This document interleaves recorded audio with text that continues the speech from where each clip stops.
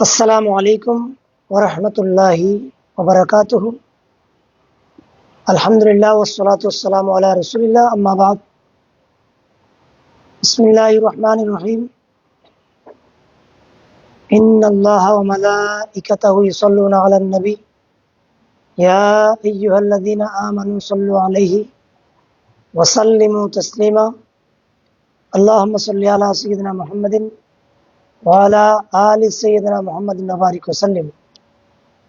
সম্মানিত দর্শক শ্রোতা, আপনারা যারা আমাকে দেখতে পাচ্ছেন, আর সবাইকে পবিত্র ঈদে মিলাদুন্নবী সাল্লাল্লাহু তাআলা আলাইহি ওয়াসাল্লামার মাসের শুভেচ্ছা। আপনারা জানেন আগামীকাল ৯ রবিউল আউয়াল ঢাকার জমিনে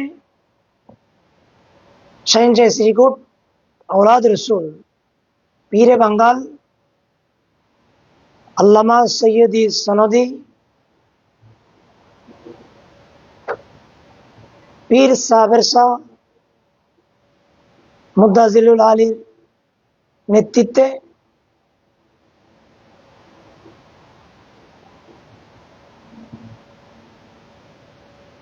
আগামীকাল ঢাকার জমিনে ঐতিহাসিক স্মরণীয় অনুষ্ঠান হবে ইনশাল্লাহ। তো হঠাৎ করে আপনাদের সম্মুখে আসার উদ্দেশ্য হচ্ছে হুজুর কেবলার জশ্নে জুলুস নিয়ে যে আমরা জুলুস করে থাকি, এটা নিয়ে বাতিলের কিছু প্রশ্ন উত্থাপন করে থাকে। একটি প্রশ্ন করে তারা, জুলুস বলতে নবীর জন্মদিনকে কেন্দ্র করে জুলুস এটা ইসলাম সম্মত নয়, এটা বেদাত। একটি কথা মনে রাখবেন,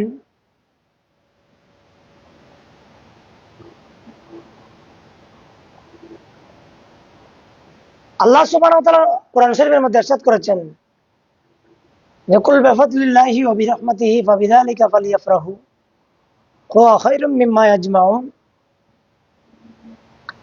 যে আল্লাহর দয়া পেয়ে, আল্লাহর রহমত পেয়ে খুশি উদযাপন করার নির্দেশ কিন্তু আল্লাহ কোরআন শরীফে দিয়েছেন। জুলুস যেটা, এটার অস্তিত্ব কিন্তু ইসলামের মধ্যে আছে। কোন একটা ভালো কাজকে কেন্দ্র করে জুলুস করা, এটা সর্বপ্রথম ফেরেশতাদের সুন্নত। বুখারী শরীফ সহ অসংখ্য হাদিসে পাকের মধ্যে রওয়ায়াত আছে, রাসূল পাক সাল্লাল্লাহু আলাইহি ওয়াসাল্লাম যখন মেরাজ রজনীতে যাচ্ছেন, রাসূল পাক বলছেন, আমি মেরাজ রজনীতে ওই দিন রাতে আমি এশারের নামাজ পড়ে আমি আরাম করছিলাম আমার চাচাতো বোন উম্মে হানির ঘরে, যেটা হাতিমে কাবার ভিতরে ছিল। সাইয়্যিদুল মালায়েকা জিবরাইল আসছেন। জিবরাইল বলেছিলেন, ইয়া রাসূলুল্লাহ, ইন্নাল্লাহা ইস্তাকাকা রাব্বি, আল্লাহ সুবহানাহু ওয়া তাআলা আপনাকে নিয়ে যাওয়ার জন্য আমাকে প্রেরণ করেছেন, যে আল্লাহ বড় আগ্রহী যে আপনাকে আজকে দিদার করাবেন।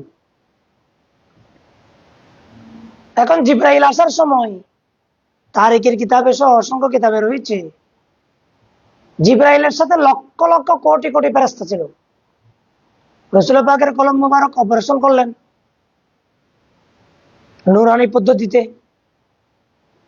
সেখান থেকে ফেরেশতারা জুলুস করে করে বাইতুল মাকদাস শরীফ ফিলিস্তিনের জমিনে নিয়ে গেলেন। সেখান থেকে প্রথম আসমান, দ্বিতীয় আসমান, এভাবে সমস্ত কুল কায়নাত আল্লাহ সাজিয়েছেন।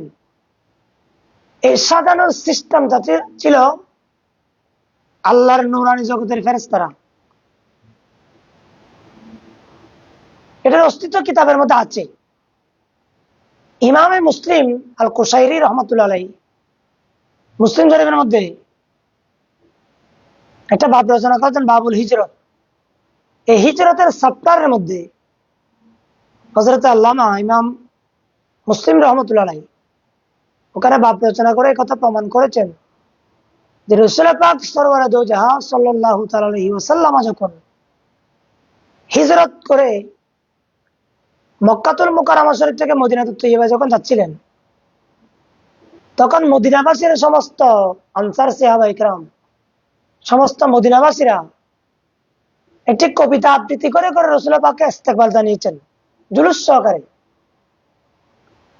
ওই কবিতাটা এত মশহুর আল্লাহর দরবারে, এটা মকবুলিয়তের স্থান হয়েছেন। এটা আরব ও আজম গোটা জাহানের মধ্যে এটা তেলাওয়াত হয় যে তলা আল বাদরু আলাইনা। মদিনাবাসীরা সেদিন বলেছিল যে তলা আল বাদরু আলাইনা, পূর্ণিমার চাঁদ আমাদের কাছে উদিত হয়েছে।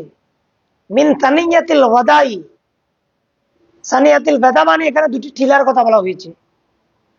যেই গিরিপথ দিয়ে রাসূল পাক সাল্লাল্লাহু আলাইহি ওয়াসাল্লাম মদিনা শরীফের মধ্যে প্রবেশ করেছিলেন, ওই জায়গাটা এখনো আছে, সানিয়াতুল বেদা।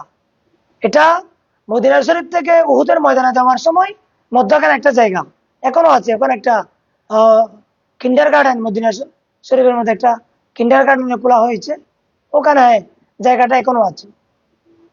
ওনারা বলছেন ওয়াজাবা শুকরু আলাইনা, রাসূল মক্কা শরীফ থেকে মদিনা শরীফ এসছেন, এখন আমাদের কাজ হচ্ছে ওয়াজাবা শুকরু আলাইনা, আল্লাহর পেয়ারা মাহবুব নবীর কৃতজ্ঞতা প্রকাশ করা। কেন? মা দাআ লিল্লাহ হিদায়ী, তিনি ওই ব্যক্তি যিনি হেদায়েতের বাণী আমাদের কাছে দেওয়ার জন্য আসছেন। সুবহানাল্লাহ। এই কবিতাটা মদিনাবাসীরা যখন তেলাওয়াত করেছিলেন, তখন হাজার হাজার মদিনাবাসীরা রাসূল পাককে ইস্তেকবাল জানিয়েছেন জুলুস সহকারে। তো বাতিল ফেরকারা বলতে চাই যে জুলুসের অস্তিত্ব নাকি আমাদের ইসলামে নেই। দেখেন, মেরাজ রজনী বলেন, আপনার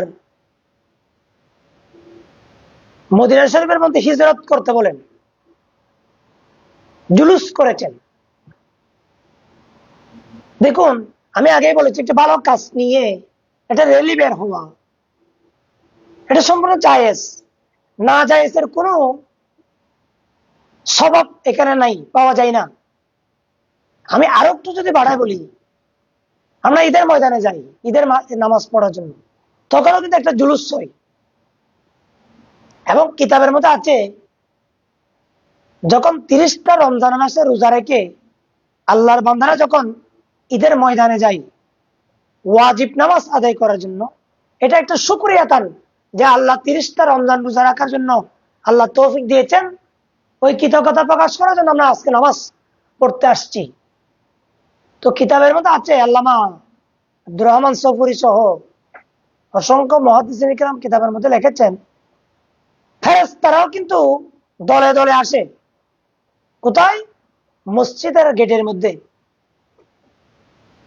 তখন ওই যাদের রোজা কবুল হয়েছেন তাদেরকে ইস্তেকবাল জানাই ফেরেশতারা, কিতাবের মধ্যে আছে। তো আমরাও কিন্তু ঈদের নামাজ পড়তে যাওয়ার সময় একদম জুলুস সহকারে যাই। জুমাবার এটা ঈদের দিন, প্রায় তাফসীরের মধ্যে আছে যে আল ইয়াউমা আকমালতু লাকুম দীনাকুম ওয়া আতমামতু আলাইকুম নি'মাতি ওয়া রাদিতু লাকুমুল ইসলাম দীনা। এই আয়াতের তাফসীরের মধ্যে পৃথিবীতে যত মাসাহের তাফসীর রয়েছে, মশহুরের পর্যায়ে যারা মুফাসসির রয়েছে, ইনারা আপন আপন তাফসীরের মধ্যে এই হাদিসটা নকল করেছেন। বিশেষ করে ইমাম সুয়ুতি সহ, আল্লামা ইমাম তবরী সহ একটা হাদিস নকল করেছেন যে একজন ইহুদি ফারুক আজমের দরবারে এসে বললেন, এ ফারুক আজম, আপনাদের কাছে যে একটি আয়াত নাজিল হয়েছিল, ওই আয়াত যদি আমরা ইহুদির উপর নাজিল হতো, আমরা সেদিন ঈদ করতাম। ইহুদির বক্তব্য ফারুক আজমের সামনে বলা হচ্ছে। ফারুক আজম বললেন, ওইটা কোন আয়াত? তখন ওই ইহুদি বললেন, আল ইয়াউমা আকমালতু লাকুম দীনাকুম ওয়া আতমামতু আলাইকুম নি'মাতি ওয়া রাদিতু লাকুমুল ইসলাম দীনা। তখন ফারুক আজম বললেন, সেদিন তো আমাদের দুটা ঈদ ছিল, একটা হচ্ছে ইয়াউমুল জুমআ হুয়া ইয়াউমুন ঈদ, জামিল মুসলিমিনা, সমস্ত মুসলমানদের জন্য জুমার দিন হচ্ছে ঈদের দিন। এটা আমার বক্তব্য নয়, কোন মুফাসসিরের বক্তব্য নয়, মুহাদ্দিসের বক্তব্য নয়, যিনি খুলাফায়ে রাশিদিনের অন্যতম খলিফা ফারুক আজম রাদিয়াল্লাহু আনহু বলেছেন যে জুমার দিন ঈদের দিন, এবং সেই দিন আরাফাতের দিন ছিল। আর আরাফাতের দিন এটা হুজ্জাজে কিরামদের জন্য ঈদের দিন। আপনি একটু যদি এই হাদিসের উপর যদি একটু নজর করেন, লক্ষ লক্ষ হাজিরা আরাফাতের ময়দানে যায় জুলুস সহকারে। তাদের একটা বাক্য থাকে, লাব্বাইক আল্লাহুম্মা লাব্বাইক, লাব্বাইক লা শারীকা লাক লাব্বাইক, ইন্নাল হামদা ওয়ান নি'মাতা লাকা ওয়াল মুলক লা শারীকা লাক। এটা প্রেক্ষাপট অনুযায়ী একটা জিকির। জুমার দিন একটা জিকির থাকে, হাদিসে পাকের মধ্যে আছে। ইমাম সুয়ুতি খাসাইসুল জুমা একটা কিতাব লিখেছেন, ওখানে বলেছেন জুমার দিন বেশি বেশি তাসবিহ পড়ার জন্য, দুরূদ শরীফ পড়ার জন্য। এখন যে সমস্ত মুসল্লিরা জুমার নামাজ পড়তে যায়, হাদিস মোতাবেক তারা যদি আমল করে তো দুরূদ শরীফ পড়ে পড়ে জুমার দিকে যায় জুলুস সহকারে। ইসলামের অস্তিত্ব জুলুসের নাই কোথায়? বাকি রইল ঈদ। ফারুক আজম বলেছেন জুমার দিন ঈদের দিন। আর ঈদে মিলাদুন নবীর দিন জুলুস করলে বাতিলের যদি অ্যালার্জি হয়, এখানে আমাদের সুন্নিদের কিছু করার নাই। জুলুস নাই কোথায়? বর্তমান সত্য প্রেক্ষাপট যদি আমি আপনাদের সম্মুখে উপস্থাপন করতে চাই, সদ্য জামাতের নেতা ডক্টর শফিকুর রহমান, উনি আলেম না, একজন ডাক্তার মানুষ।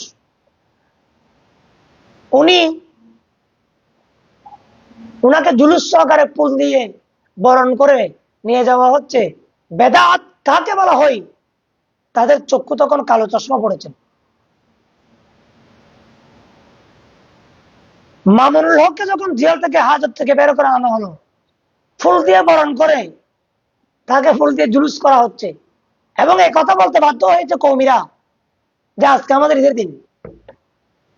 আমরা তাদেরকে এই কথা বলছি না যে আমাদের জ্ঞানের এত ধন্যতা নাই, এত শূন্যতা নাই, আমরা এ কথা বলছি না, তাদের কথা আমি বলছি না, আমি প্রেক্ষাপট দেখাচ্ছি।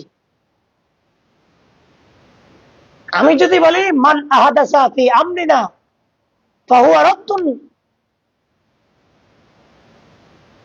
রাসূল পাক সাল্লাল্লাহু আলাইহি ওয়াসাল্লাম হাদিস শরীফ বলেছেন যে মান আহাদাসা ফি আমরিনা, আমার ইসলামের মধ্যে যদি কেউ কোন নব্য কিছু আবিষ্কার করে যেগুলো রাদ্দুন, ফাহুয়া রাদ্দুন আই বিদআতুন সাইয়্যাতুন, এগুলো বেদাতে সাইয়্যা। তো অপর হাদিসের মধ্যে আছে যে ব্যক্তি বেদাতে সাইয়্যা করে সে জাহান্নামী, কুল্লু বেদাতিন ফিন্নার। তাহলে নিশ্চিত আমি বলতে চাই হাদিস থেকে যে যারা যারা রিলি করেছেন বাতিলের ভিতর, আমাদেরকে যারা বেদাতের ফতোয়া লাগাই, তারা যারা করেছেন সবাই জাহান্নামী হাদিস মোতাবেক, কারণ তারা বলছেন এটা বেদাত। তো মামুনুল হককে ইস্তেকবাল জানানো, গাড়ি নিয়ে ফুল নিয়ে এটা বেদাত করা, মানে এটা বুঝে শুনে বেদাত করা। তো বুঝে শুনে যদি কেউ বেদাতে সাইয়্যা করে, এটা কুফরিয়তের দিকে ধাবিত হয়, কারণ বেদাতে সাইয়্যা মানে এটা হারাম। আর হারাম কাজ যদি কেউ বুঝে শুনে করে, এটা হালালকে হারাম দিয়ে তবদিল করা। অথচ ইমামে বুখারী শরীফের মধ্যে নকল করেছেন রাসূল পাক সাল্লাল্লাহু আলাইহি ওয়াসাল্লাম বলেছেন আল হালালু বাইয়িনুন ওয়াল হারামু বাইয়িনুন, হালাল এবং হারাম এটা স্পষ্ট। বাকি রইল ঈদ। ঈদে মিলাদুন নবী বলা যাবে কিনা? বাতিলরা বলে, দেখুন আমাদের বাড়িতে যদি কোনো একটা অনুষ্ঠান করা হয়, এটাকে আমরা খুশির দিন বলি। খুশিকে আরবিতে বলা হয় ঈদ। আমার জীবনে আমি যখন দাখিল পাস করেছিলাম বোর্ড পরীক্ষায়, সেদিন আমার জন্য ঈদ ছিল, আর কারোর জন্য ছিল না, আমার জন্য ছিল। ফ্যামিলি ফ্যামিলিগত যদি একটা ব্যাপার হয়, এটা একটা ঈদের দিন। হাদিসে পাকের মধ্যে আছে, নতুন বর যখন বিয়ে করে, শাদী করে, তখন যেটা ওনারা যখন একাকিত্ব কামরায় যখন প্রবেশ করে, এটাকে বলা হয় লাইলাতুল আরুস, আনন্দের দিন। ইমানদার যখন মারা যায়, মুনকার নকিরে যখন সওয়াল জবাব উত্থাপিত হয়, সওয়াল জবাবের যখন জবাব দেয়, তখন হাদিসে পাকের মধ্যে আছে, নাম, তুমি ঘুম যাও, কানাউমাতিল আরুস, যেভাবে ভাষণ করে দুলহা দুলহান ঘুম যায়, সেভাবে তোমরা ঘুম যাও। এটা খুশির দিন, খুশিকে বলা হয় ঈদ। এখন ওয়াহাবিদের কাছে, মিলাদুন নবীর কাছে ঈদ ভালো লাগবে না, এটা ভালো না লাগার কথা। কারণ কোরআন শরীফের মধ্যে একটা ইশারাতুন নস আছে, লাকাত মান্নাল্লাহু আলাল মুমিনিনা ইয বাসা ফীহিম রাসূলা। আল্লাহ বলছেন, আমি প্রেরণ করেছি, লাকাত মান্নাল্লাহু আলাল মুমিনিনা, এখানে ইমানদারের উপর আল্লাহ, মুমিনদের উপর আল্লাহ এহসান করেছেন বলছেন। আল্লাহ তুমি এহসান কেমনে করেছো? আল্লাহকে প্রশ্ন করলে আল্লাহ বলবেন, তুমি আয়াতকে সামনে নিয়ে যাও একটু। তখন বলবে, ঈদ বাসা ফীহিম রাসূলা, আমার এহসানটা কখন হয়েছে জানো? যখন আমি আমার মাহবুব নবীকে তোমাদের কাছে, মুমিনদের কাছে প্রেরণ করেছি। তো মুমিনরা নবী পেলেন, জাহিলিয়াত দূর হয়ে গেল, জুলুমাতের পর্দা ডুবে গেল, নূরানিয়তের পর্দা উদিত হলো। আমরা ঈদ করব না? ঈদের যে ডেফিনিশন, লিসানুল আরব থেকে শুরু করে, আল মুনজির থেকে শুরু করে, যত লুগাতের কিতাবে আছে, ঈদ মানে আনন্দ, ঈদ মানে খুশি। যে কোনো বিষয়কে নিয়ে আপনি ঈদ বানাতে পারবেন, এটা আপনার ব্যক্তিগত। ওনারা আমাদেরকে একটা ট্যাগ লাগাই যে ইসলামের মধ্যে ঈদ আছে দুইটা, একটা হচ্ছে ঈদুল আজহা, একটা ঈদুল ফিতর। তো ফারুক আজম কেন ঈদ বানালেন জুমার দিনকে? ফারুক আজম কেন ইয়াউমে আরাফাকে ঈদ বানালেন? ফারুক আজম যদি একথা বলে যদি বেদাতি হয়, তাহলে আমরা ওই ধরনের মুসলমান, যেই মুসলমান ফারুক আজমের সুন্নতকে প্রতিষ্ঠা করেছেন। অথচ মেশকাত শরীফের রওয়ায়াত, কিতাবুল আলম হাদিস, ফারুক আজম যখন এরকম বেদাত চালু করেছেন, তারাবির নামাজ, এটাকে বলা হয় হাজি নিয়ামাতুল বেদা, এটার মতো উত্তম বেদাত আর কোথায় আছে? ফারুক আজম রসুল পাকের জমানা 20 রাকাত তারাবি জামাতে হতো না, সিদ্দিক আকবরের জমানায় হতো না, মোল্লা আলী কারি আজমান নকল করেছেন মেরকাতুল মাফাতি ফি শরহ মিশকাতুল মাসাবির মধ্যে, আপনি দেখুন। কিন্তু ফারুক আজম এই কথা বলেছেন, হাজি নিয়ামাতুল বেদা, এটা উত্তম বেদাত। সুতরাং এই আলোচনা দ্বারা প্রতীয়মান হয়, নবী পেয়ে মুমিনরা আনন্দ উৎসব করবে, জুলুস করবে, এটা সম্পূর্ণ কোরআন সুন্নাহ মোতাবেক এটা জায়েজ। সুতরাং এটা না জায়েজের কোনো দলিল নাই। বাতিল এই কথা প্রমাণ করতে পারবেন, আমি চ্যালেঞ্জ দিব যে জুলুস করা না জায়েজ, কোরআন সুন্নাতে এরকম স্পষ্ট দলিল আছে, কিয়ামত পর্যন্ত দেখাতে পারবে না। বরং একথা প্রমাণিত যে জুলুসের অস্তিত্ব ইসলামের মধ্যে আছে।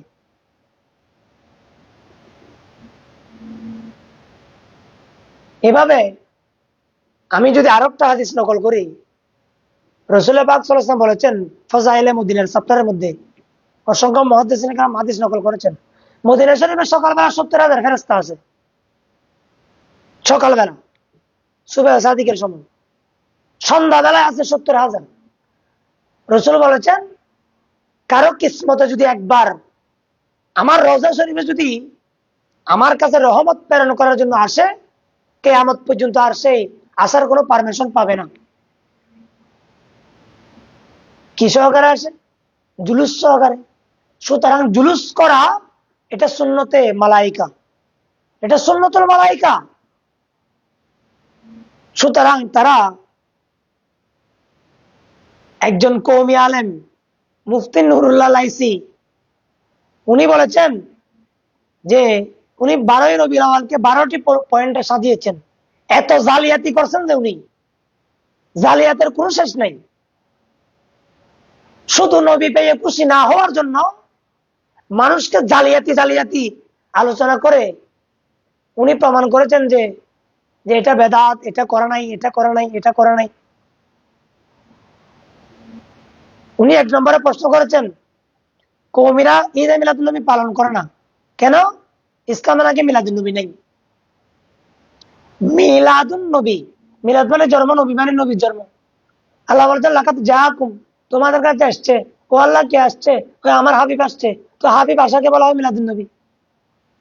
এত তাফসীরের কিতাব গবেষণা করার কোনো দরকার নাই। আল্লাহ তো বলে দিয়েছেন। আল্লাহ কোরআন শরীফে এক জায়গায় বলেছেন আফালা ইয়াতাদাব্বারুনা কোরআন, তোমরা কি আমার কোরআনকে তাদাব্বুর করো না, গবেষণা করো না, ফিকির করো না? এ আমার বান্দারা, আমি কোরআন দিয়েছি গবেষণার জন্য। মিলাদুন নবী তারা কোরআনে পাই না। তিরমিজি শরীফের রওয়ায়াত উনি বলেছেন, ইমাম তিরমিজি বলেছেন যে বাবু মা জাআ ফি মিলাদুন নবী, তারপরে মিলাদুন নবী কোরআনে নাই, হাদিসে নাই। উনার প্রশ্ন 1 নম্বর প্রশ্ন জবাব অটোমেটিক হয়ে যায়। উনি বলছেন ঈদ কেন পালন করি?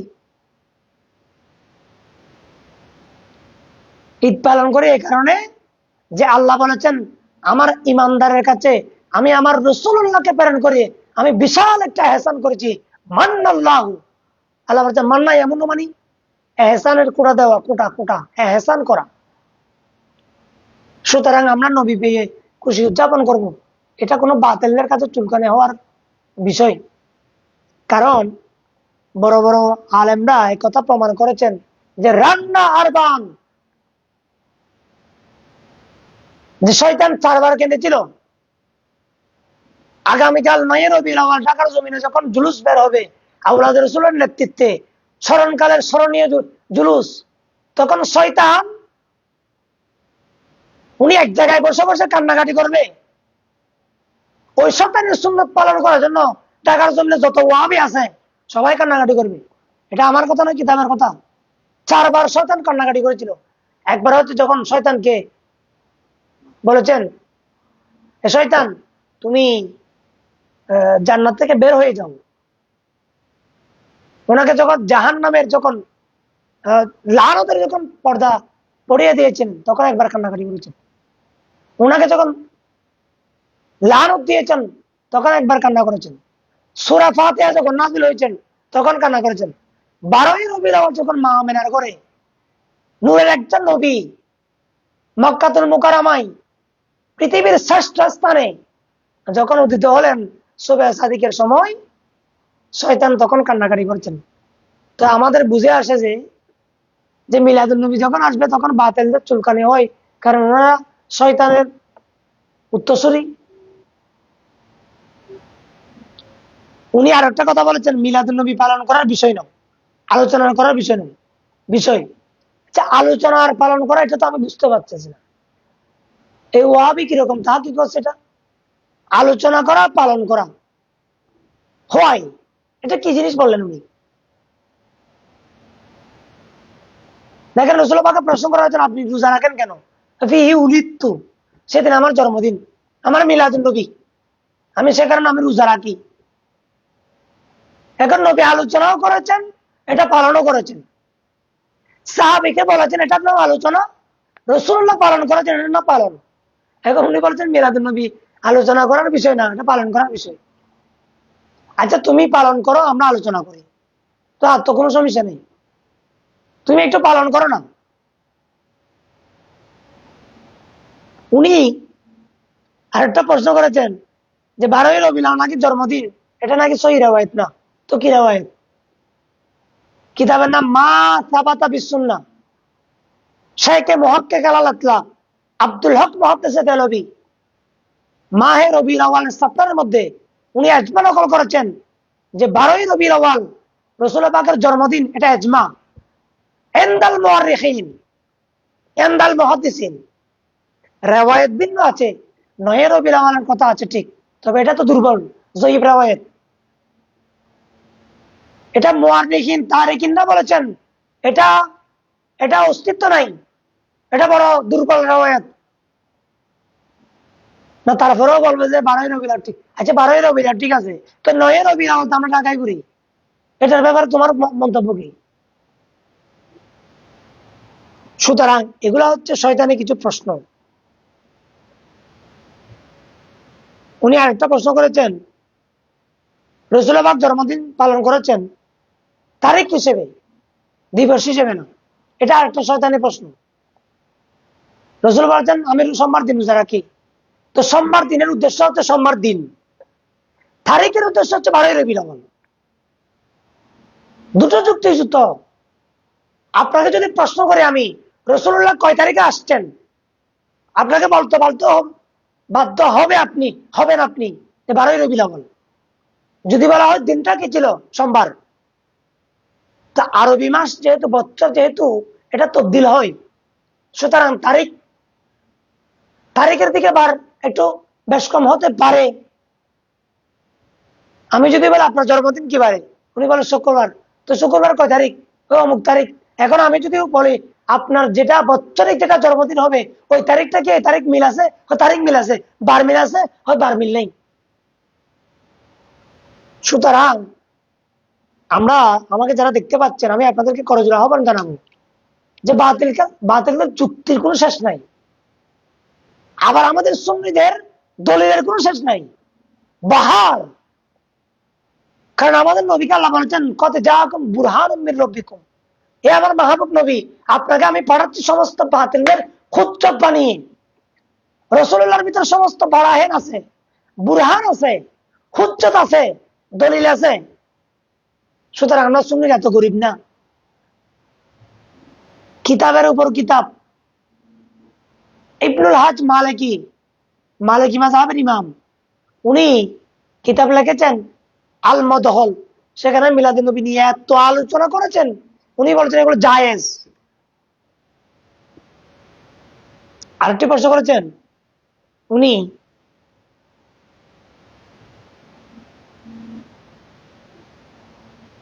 উনি বলেছেন মিলাদুন নবী পালন করা জঘন্য বেদাত। তো তোর মায়ের জন্মদিন পালন করাটা কি? তোমার মায়ের বিবাহ বার্ষিকী করাটা কি? তোমার মাদ্রাসার বার্থডে সভা করা, এটা কি? এটা কি বেদাত না? এটা কোন প্রকারের বেদাত? আমাদেরটা যদি বেদাত হয়, সর্বোচ্চ বেদাতে হাসানা হবে, আর তোমাদের বেদাতটা হচ্ছে বেদাতে সাইয়্যা। কারণ এটার সাথে ইসলামের গোড়ার সাথে কোনো মিল নেই। আমাদের সাথে ইসলামের গোড়ার সাথে মিল আছে, সুতরাং আমাদেরটা বেদাত না, বেদাতে হাসানা।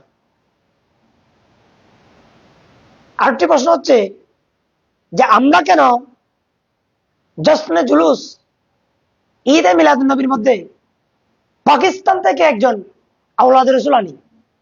আমি আজকে যখন আমার আব্বাকে নিয়ে চট্টগ্রাম মেডিকেলের দিকে গিয়েছিলাম, ঘটনাক্রমে ওই সিএনজি ড্রাইভার যিনি, উনি হচ্ছে বাতিল। উনি আমাকে একটা প্রশ্ন করেছেন যে পাকিস্তান থেকে উনি কেন আসেন, উনি কি কোনো টাকাটুকু নিয়ে যায়? উনি আমাকে বলছেন। তো আমি ওনাকে বললাম আপনি কোনোদিন টাকা দিচ্ছেন? না আমি টাকা দিই। তো আপনি আরেকজন ব্যক্তির ব্যাপারে নিয়ে আপনি কমেন্ট করার আপনার অধিকার কে দিল আপনাকে? উনি হা করে বসে আছেন। যাদের সংসারের ভিতর এত সবল একটা সংসার, তাদের টাকা ব্যয় করতে সময়ের ব্যবধান, আর উনি নাকি আমাদের থেকে 80 টাকা নিচ্ছেন, তাও আবার টিক্কা লাগাচ্ছে কৌমিরা। এগুলো হচ্ছে অবান্তর প্রশ্ন। বাকি রইল আওলাদ রাসূলকে কেন আনি? আওলাদ রাসূলকে এনে মিলাদুন নবী পালন করা সুন্নত কেন জানেন? রাসূল পাক সাল্লাল্লাহু আলাইহি ওয়াসাল্লাম যখন মদিনা শরীফে যখন হিজরত করে গেলেন, তখন আবু আইয়ুব আনসারী রাদিয়াল্লাহু তাআলা আনহু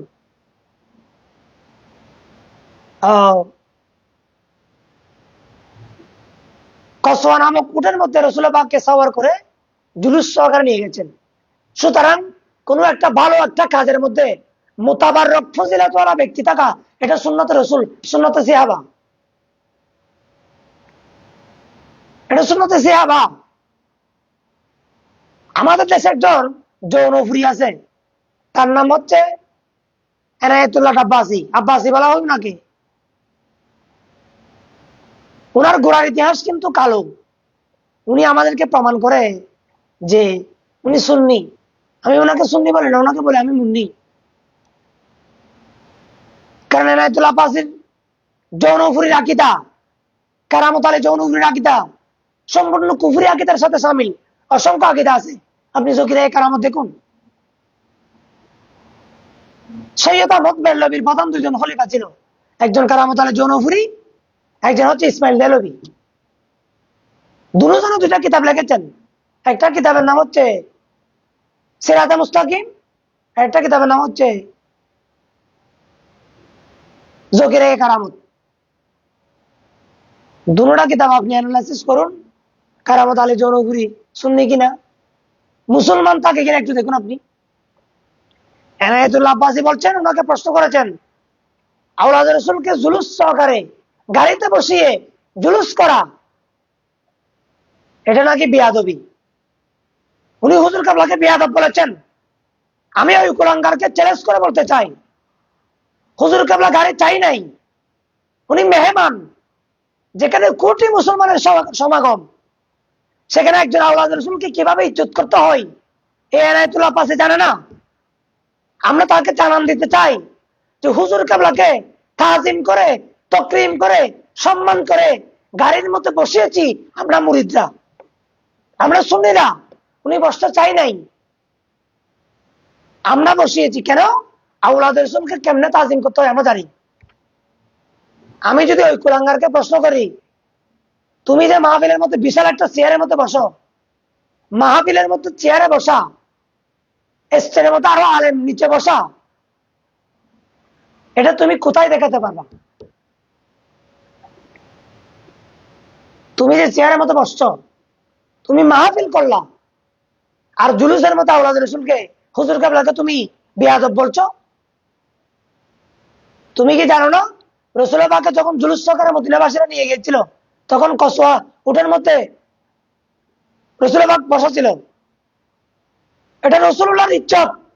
রসুল তখন হেঁটে হেঁটে যায় নাই, কসওয়া নামক উটের উপর বসা ছিল। আর আমরা আওলাদ রসুলকে গাড়ির মধ্যে বসিয়ে সামান্য একটা সম্মান করছি।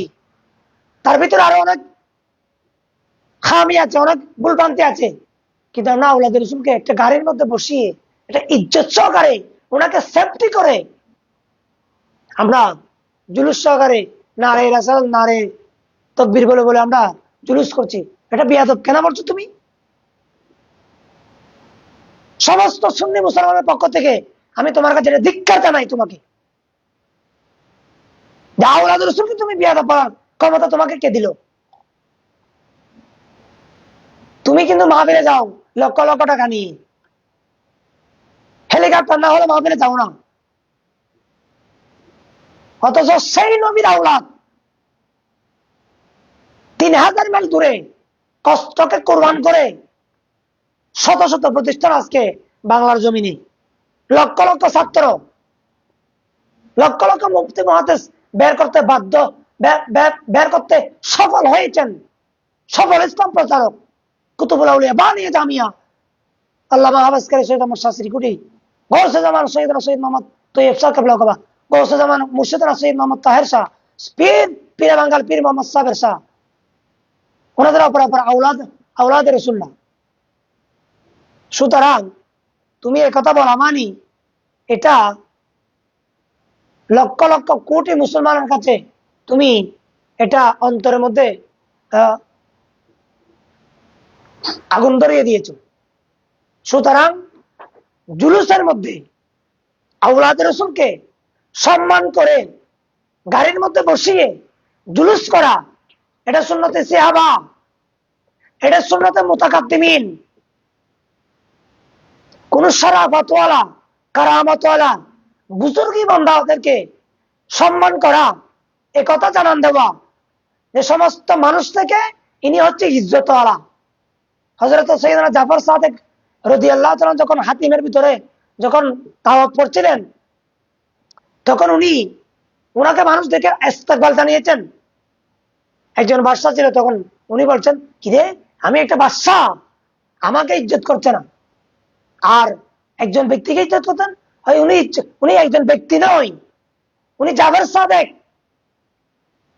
উনি শুধু ব্যক্তি নয়, উনি আওলাদের রাসূল, ওনাকে ইজ্জত করা আমাদের ঈমান। ঠিক আওলাদের রাসূলকে ইজ্জত করা, গাড়িতে বসিয়ে ইস্তেকবাল জানানো, ইজ্জত করা, সম্মান দেওয়া, এটা আমাদের ঈমানের পরীক্ষা।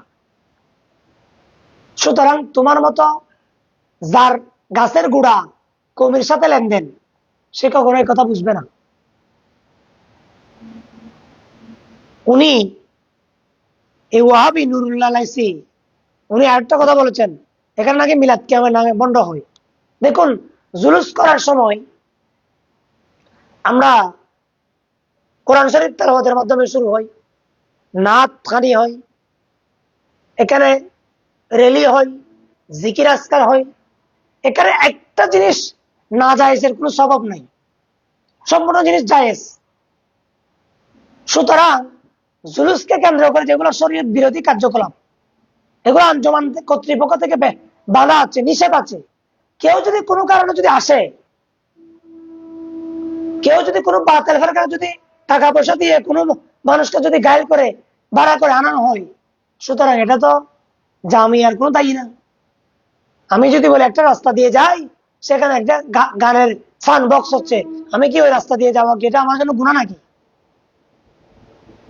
এটা আমার জন্য জায়েজ।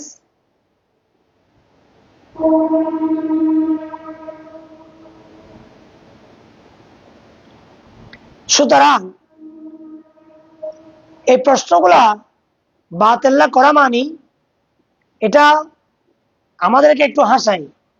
আমরা দেখুন, এক সময় অল্প মানুষ ছিল এই জুলুসের মধ্যে, আজকে হাঁটি হাঁটি পা পা করে এটা আল্লাহর দরবারে এত মকবুলিয়তের স্থানের মধ্যে উপনীত হয়েছেন যে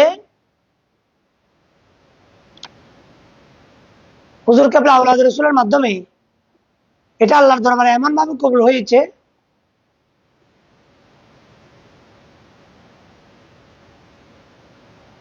এটা আরো দিনে দিনে বাড়তেই থাকবে।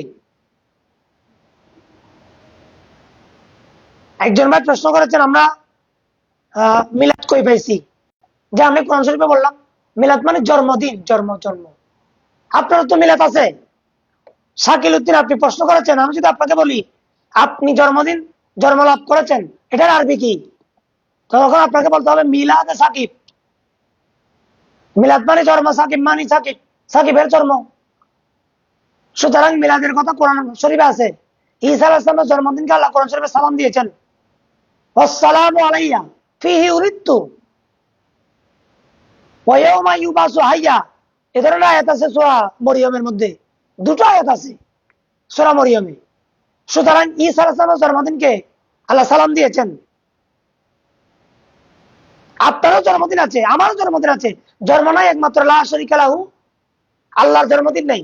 কারণ আল্লাহ নিজেই বলেছেন 18,000 মখলুকাতের জন্মদিন আছে, আমি আল্লাহর জন্মদিন নেই। সূরা ইখলাসের মধ্যে আল্লাহ বলেছেন লাম ইয়ালিদ ওয়া লাম ইউলাদ, আমি আল্লাহ জন্ম দিই নাই, আমাকে কেউ জন্ম দেয় নাই, বাস আমার কোনো মিলাদ নাই। রাসূলুল্লাহর মিলাদ আছে। সুতরাং যারা মিলাদ মানবে না, তারা এক ধরনের আল্লাহর এই কোরআন শরীফের আয়াতকে, তৌহিদকে ইনকার করা। সুতরাং মিলাদ কোরআনে আছে, হাদিসে আছে, রাসূলুল্লাহ মিলাদের কথা।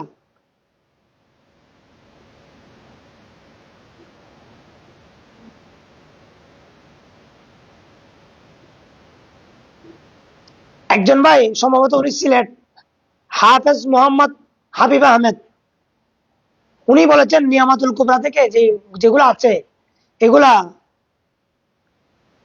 নির্ভরযোগ্য সনদ আছে কিনা। দেখুন, এই কিতাবটা লিখেছেন আল্লামা ইবনে হাজার হাইসামি মক্কি শাফি। উনি কিন্তু এর সম্পূরক আরো একটি কিতাব লিখেছেন, কিতাবের নাম ওই ওই ওই ওই গিয়ার ওটা নিচে নিচে আর একটা নিচে এটা এটা এটা এটা এটা। আল্লামা ইবনে হাজার হাইতামি হাইতামি উনি আরেকটা মিলাদ নবীর উপর কিতাব লিখেছেন, দেখেন তোহফাতুল বশর আলা মাওলুদি ইবনে হাজার। অর্থাৎ উনি মিলাদ নবীর উপর ফজিলতের উপর আলোচনা করেছেন। সুতরাং বড় বড় উলামা ইকরাম এই আন-নিমাতুল কুবরা আলাল আলম ফি মৌলিদ সৈয়দুল উলদ আদম এই কিতাবের যে আমল, এগুলো যেহেতু ফজিলত, তো ফজিলতের ক্ষেত্রে যদি আপনি সহিহ সনদ না পান, দুর্বল সনদ হলেও এটা আমলের ক্ষেত্রে কামেলে হুজ্জত, এটা আমল করতে পারবেন। আমল করলে যে সমস্যা হবে এ কথা কোনো আলেম বলতে পারবে না।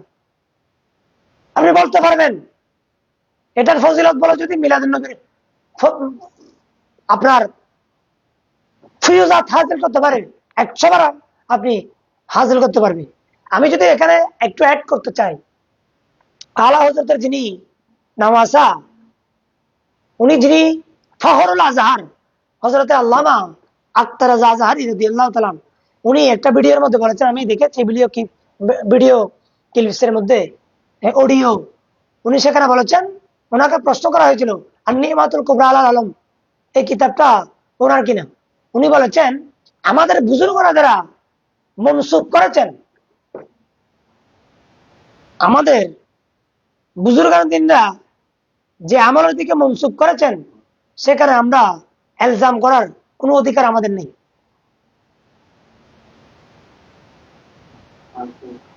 সুতরাং এই কিতাবের মধ্যে যা আছে, সিদ্দিক আকবর যা বলেছেন, ফারুক আজম যা বলেছেন, এটা আমরা জয়ীফ হলেও আমরা এটা আমল করতে পারবো, আমল করতে কোনো অসুবিধা নেই। একজন ভাই বলেছেন সৈয়দ আহমদ বেরলভীর আকীদা, সৈয়দ আহমদ বেরলভী ছিল ডামিস।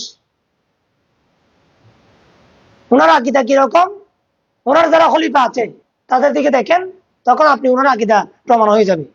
ওনার দুজন প্রধান শিষ্য ছিল, একজনের নাম হচ্ছে কারামত আলী জৌনপুরি, আরেকজনের নাম হচ্ছে ইসমাইল দেহলভী। তার কিতাব অ্যানালাইসিস করলে আপনার কাছে সূর্য দিনের বেলায় সূর্য যেরকম আপনার স্পষ্ট স্পষ্ট আপনার কাছে সৈয়দ আহমদ বেরলভী সম্পর্কে স্পষ্ট হবেন। উনি যেহেতু মূর্খ ছিলেন, ওনাকে নিয়ে কিছু বলার নাই, উনি মূর্খ, তো মূর্খ ব্যক্তিকে আমি আলোচনা কেন আনবো। একজন বলেছেন বর্তমান তাহারুল কাদের আকীদা, তাহারুল কাদের আকীদা অনেক গলত আছে। একটি হচ্ছে উনি হচ্ছে সোলাকুল্লির ইমাম, উনি সর্বধর্মকে একত্র করতে চাই, ইহুদি খ্রিস্টান। উনি বলেছেন উনি যে একজন মানে মন গড়া একজন ব্যক্তি, উনি যে একজন আকীদার ক্ষেত্রে ওনার গলত আছে, উনি আপনি মানতে পারবেন। উনি বলেছেন খ্রিস্টানদের যীশু খ্রিস্টের জন্মদিন পালন করা যাবে, অথচ কোরআন শরীফের মধ্যে আছে যে আল্লাহ বলেছেন যে ফালাই ইউকবালা মিনহু ওয়া মান ইয়াবতাগি গায়রাল ইসলামি দীনান ফালাই ইউকবালা মিনহু। ইসলাম ছাড়া কোন ধর্মকে কোন যদি ধর্মীয় ক্ষেত্রে প্রতিষ্ঠা করার জন্য কেউ যদি চায়, আল্লাহ বলেছেন এটা অ্যাকসেপ্টেড নয়, এটা নন অ্যাকসেপ্টেড। সুতরাং উনি যে দর্শন নিয়ে উনি শিয়াদের পিছনে নামাজ পড়ে, উনি ওয়াহাবিদের পিছনে নামাজ পড়া জায়েজ ফতোয়া দিয়েছেন, তো উনি কিরকম সুন্নি দাবি করেন, ওনাকে আপনি প্রশ্ন করেন বা ওনার অনুসারীদেরকে প্রশ্ন করেন। অনেক বড় বড় আলেম উলামা রয়েছে, সুতরাং যখন প্রশ্ন করবেন দেখেন উনি জালের মধ্যে আটকে যাবেন। কারণ ওয়াহাবিদের পিছনে নামাজ পড়া এটা সম্পূর্ণ হারাম, এটা নাজায়েজ, এটা ইয়াদাতুস সালাত। কারণ ইমাম সাহেব যখন মুক্তাদের সাথে মুখতালিফ আকীদা হয় তখন নামাজ হয় না। আপনি দেখুন আল আসবা ওয়ান নাজাইরের মধ্যে দেখুন আল্লামা ইবনে নুজাইর মিসরি কি বলেছেন, শিয়ারা কি মুসলমান না? শিয়ারা মুসলমান না। শিয়ারা মুসলমান দাবি করে, ওনারা প্রমাণ করে যে আমরা শিয়া মুসলমান। শিয়া কখনো মুসলমান হয় না, কারণ শিয়াদের যে আকীদা, আকীদার কারণে যদি গলত হয়ে যায় তো আর উনি মুসলমান কেমনে থাকবে। আল্লাহ বলেছেন উদখুলু ফিস সিলমি কাফা, তুমি ইসলাম ভালো করে তুমি অর্জন করো। কোরআন শরীফের মতো বলেছেন উদখুলু ফিস সিলমি কাফা, তুমি পরিপূর্ণভাবে ইসলামের মধ্যে দাখিল হও। এখন যিনি মা আয়েশা সিদ্দিকাকে গালি দেয়, আমিরে মুআবিয়াকে গালি দেয়। 12 ইমাম ছাড়া কোনো ইমাম মানে না। ওনারা বলে যে 39 পারা কোরআন শরীফ, উনি কি মুসলমান? তো মুসলমান না হলে আল্লাহ বলেছেন উদখুলু ফিস সিলমি কাফা, পরিপূর্ণ ইসলামের মধ্যে দাখিল হও। আল্লাহ বলেছেন ইয়া আইয়ুহাল্লাযীনা আমানু আমিনু, হে ঈমানদারগণ ঈমান আনো যথাযথ। এখন এই আয়াত দুটোটা যদি আপনি সামনে রাখেন, তখন দেখবেন শিয়ারা আকীদার ক্ষেত্রে মুসলমান নও, যদি দাবি করে যে মুসলমান, এটা হচ্ছে দাবি। দাবি এক জিনিস, প্রমাণ করা আর জিনিস। রাসূল পাকের কাছে একদল মুসলমান এসেছিল, ওনারা বলছেন ক্বালাতিল আরাবু আমান্না, আমরা ঈমান এনেছি। আল্লাহ বলছেন ইয়া রাসূলুল্লাহ, আপনি তাদেরকে বলেন লাম তুমিনু, বলেন ক্বালু আসলামনা, তাদেরকে বলতে বলে মুসলমান, তারা ঈমানদার নয়। সুতরাং মুসলমান এক জিনিস, ঈমানদার আরেক জিনিস। দেখুন মাইজভান্ডার 88 দেওয়ানবাগী সহ এখানে 88 আকিদার সাথে অনেক গলত রয়েছে। দেওয়ানবাগীর আকিদা সম্পূর্ণ কুফরি আকিদা। কারণ উনি বলছেন মা ফাতেমার সাথে নাকি ওনার সাথে বিয়ে হয়েছে, দেওয়ানবাগীর সাথে, এবং ওনাকে নাকি আল্লাহ নাকি এলহাম করে, ওই করে। এরকম অনেক আমার কাছে অনেক আকিদা আছে, যে আকিদার কারণে উনি সরাসরি কাফের, দেওয়ানবাগী, মুসলমান না। বাকি রইল মাইজভান্ডার।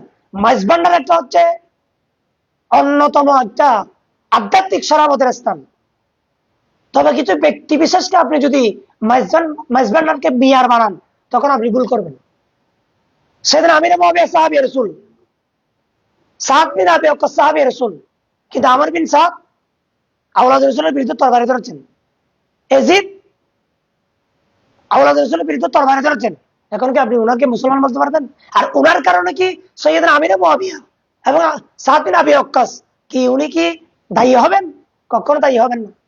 কারণ কোরআন পাকের মধ্যে আছে, হযরত নূহ আলাইহিস সালামকে বলেছেন ইয়া নূহ ইন্নাহু লাইসা মিন আহলিক, তোমার দর্শনের বাইরে তিনি আসছেন, ইনি তোমার সন্তান হতে পারে, তবে তোমার আহল নন। সুতরাং মাইজভান্ডার একটা আধ্যাত্মিক শরাবতের দরবার। 88 আকিদার ভিতরে অনেক গলত আছে, ওনাদের সাথে শিয়ার সাথে সম্পৃক্ত। 88 একজন এখন পীর আছে, উনি আমিরে মুআবিয়াকে গালাগালি করে। সুতরাং আমি ওনাদের আকিদার কাছে, একজন ভাই বলেছেন রেজাহানি পরিচয় দিতে আমি স্বাচ্ছন্দ্য বোধ করি। আরে রেজাহানি মানে মসলকে আলা হযরতকে যে ব্যক্তি চিনবে, জানবে, শুনবে, সে কখনো আলা হযরতের ভিতরে কলম ধরা তো দূরের কথা, সামনে আসতে উনি আক্কেল যদি থাকে ওনাকে বাধা দিবে। মসলকে আলা হযরত বাবা এত সহজ বিষয় নয়।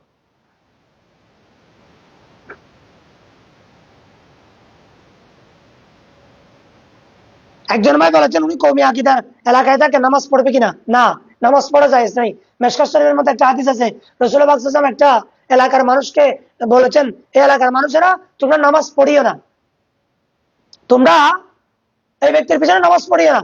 তখন উনি যখন আসছেন তখন বললেন ইয়া রাসূলুল্লাহ, রাসূল পাক সাল্লাল্লাহু আলাইহি ওয়াসাল্লাম বলেছেন যে আপনার পিছনে নামাজ না পড়তে। উনি নবীর কাছে গেলেন, নবীর কাছে জিজ্ঞেস করলেন ইয়া রাসূলুল্লাহ, আপনি কি বলেছেন যে আমার পিছনে নামাজ না পড়তে? তখন উনি বলেছেন হ্যাঁ আমি বলেছি নামাজ না পড়তে। রাসূলুল্লাহ কেন, আমি আপনার কাছে জানতে চাই। উনি বলেছেন যে ইন্নী কদ আযাইতুল্লাহ ওয়া রাসূলাহু, আযাইতাল্লাহ ওয়া রাসূলাহু, তুমি আল্লাহ আল্লাহর রাসূলকে কষ্ট দিয়েছো। কেন? তুমি পশ্চিম দিকে থুতু নিক্ষেপ করেছিল। আল্লাহ বলেছেন ওমা ইউআযিম শাআইরাল্লাহ ফাইন্নাহা মিন তাকওয়াল কুলুব, শরাবতওয়ালাকে সম্মান করা এটা ঈমানের তাকাজা। সুতরাং পশ্চিম দিকে যদি থুতু ফেললে যদি ইমামতি ক্যান্সেল হয়ে যায়, তো ওয়াহাবিরা যারা শানের রাসালাতকে তাওহীন করে, উনি তো মুসলমানও ক্যান্সেল। মুসলমান থেকে ইমাম আপনি ওনার পিছনে নামাজ পড়লে নামাজ হবে না, ইয়াদাতুস সালাত, আর ওনার পিছনে নামাজ পড়া একটাও শুদ্ধ হবে না। আশা করি আপনি বুঝতে পারছেন। সাহাবা ইকরামকে খারাপ মন্তব্য করা এটা ইমানের ক্ষতি আছে কিনা? হ্যাঁ, আল্লাহ বলছেন আমানতুম বিমিসলি কামা আমানতুম বি, সাহাবীর মতো ঈমান আনো। তো সাহাবীকে যদি গালি দেয় তার কাছে ঈমান নাই। আল্লাহ ঈমানের মানদণ্ড দিয়েছেন কোরআন শরীফের মধ্যে, আমানতু বিমিসলি কামা আমানতুম বিহি, এরকম একটা আয়াত রয়েছে। সুতরাং সাহাবা ইকরামদের কাছে ঈমান আনা মানে ওনার মতো ঈমান আনা মানে এটাকে বলা হয় ঈমানদার। আল্লাহ সুবহানাহু ওয়া তাআলা আমাদেরকে আগামীকাল 9 রবিউল আউয়াল ঢাকার জমিনে আওলাদ রাসূলকে গাড়িতে বসিয়ে চতুর্দিকে ফুলের বাম্পার দিয়ে আমরা আওলাদ রসুল তাজিম করব, যে আওলাদ রসুল নবীর মাধ্যমে পেয়েছি ওই নবীর আওলাদকে সম্মান করে লক্ষ জনতা আগামীকাল ঢাকার জমিনে জুলুস হবে। আপনারা সবাই চোখে রাখুন, ইনশাল্লাহ প্রচারিত হবে। ওমা তৌফিক ইল্লা বিল্লাহ। ইনশাল্লাহ আগামীকাল পরশু যদি সুযোগ হয় মিলাদুন নবী বিষয়ে আরো প্রশ্ন নিয়ে আপনাদের সম্মুখে আসবো। আজ এই পর্যন্ত, আল্লাহ আমাদেরকে তৌফিক দান করুক। আসসালামু আলাইকুম ওয়া রাহমাতুল্লাহ।